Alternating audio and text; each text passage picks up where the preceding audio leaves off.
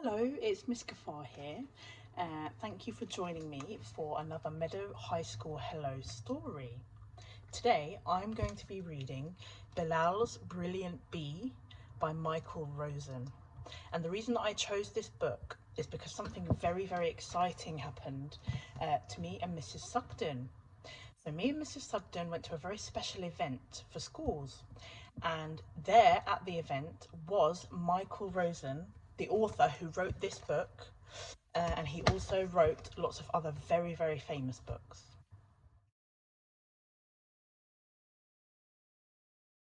And he gave us a very, very special gift. He gave us a book that he wrote called We're Going on a Bear Hunt. And he signed it for us and put a very special message for all of you students at Meadow High School.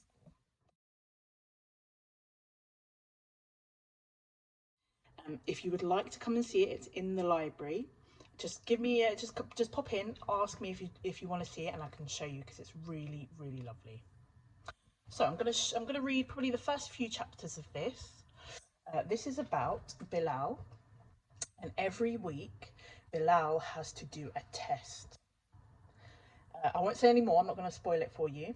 Let's get started with our book.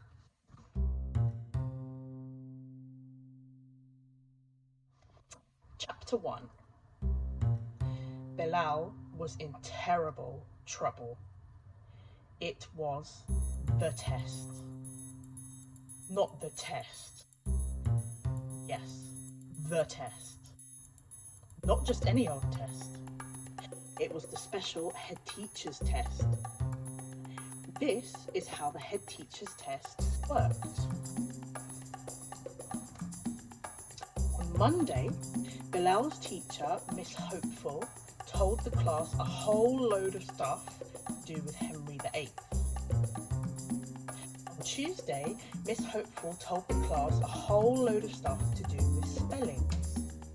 On Wednesday, Miss Hopeful told the class a whole load of stuff to do with times tables. On Thursday, Miss Hopeful told the class a whole load of stuff to do with bones. On Friday, the head teacher, Mrs. Frown, came into Bilal's class and asked them all a load of questions about Henry VIII, spellings, times tables, bones.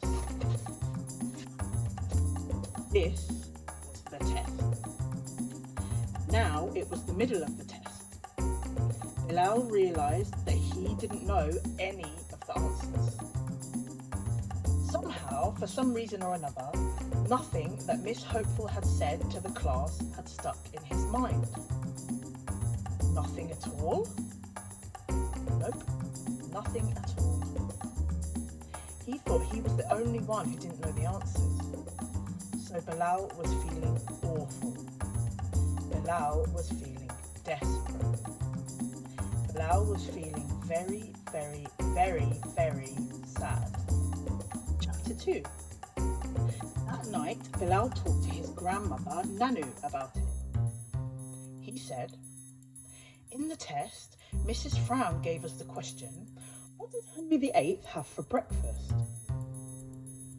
"Are you sure?" said Nanu. No, I'm not sure," he said, "but I'm sure I can answer the question." "Maybe that's you inventing things again," his Nanu said. The next question said, "Can you spell the really hard word which was 18th on your list of spellings?" "Really ask you that?" said Nanu. I'm not sure," Bilal said, "but I'm sure I can answer the question." Then the next question said, "Write out the 13 and a half times table."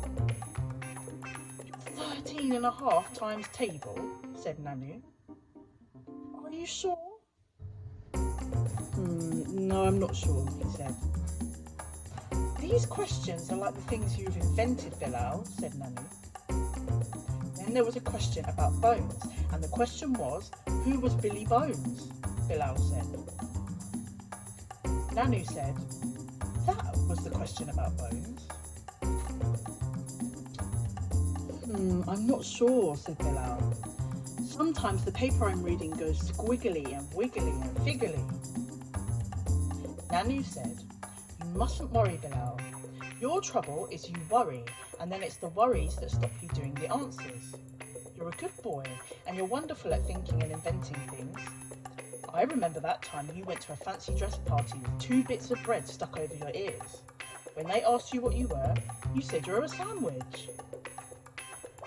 Later, Bilal was in bed and he was worrying about what would happen to him on Monday morning when everyone would hear how they got on in the test.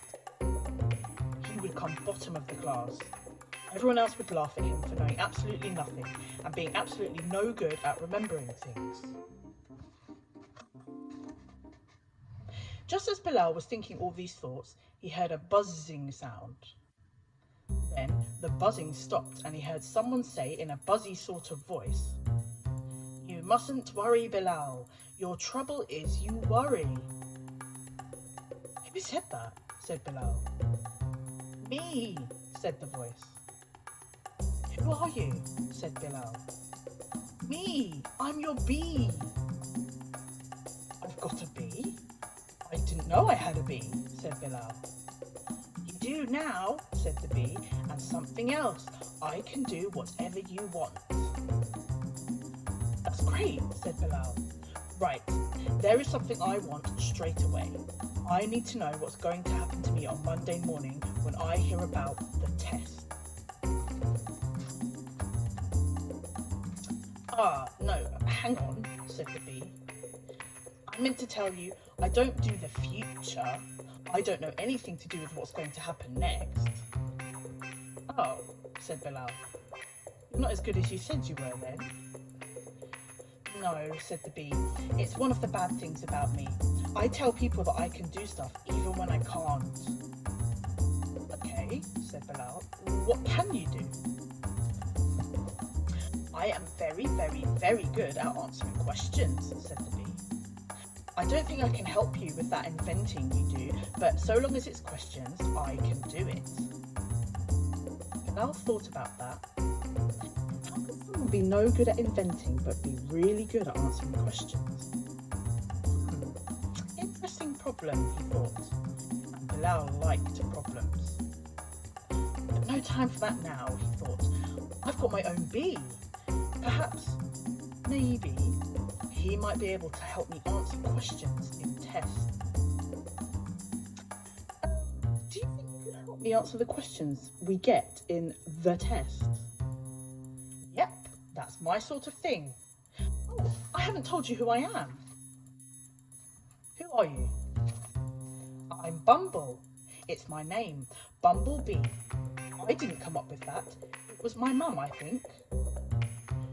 Right, Bumble, said Bilal. The test.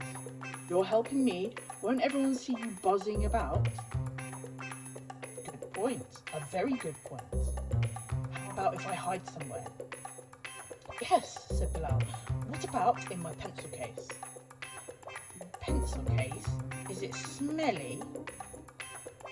I don't know, said Bilal. I've never been in there. How about you give it a try? So, Bumble climbed into Bilal's pencil case.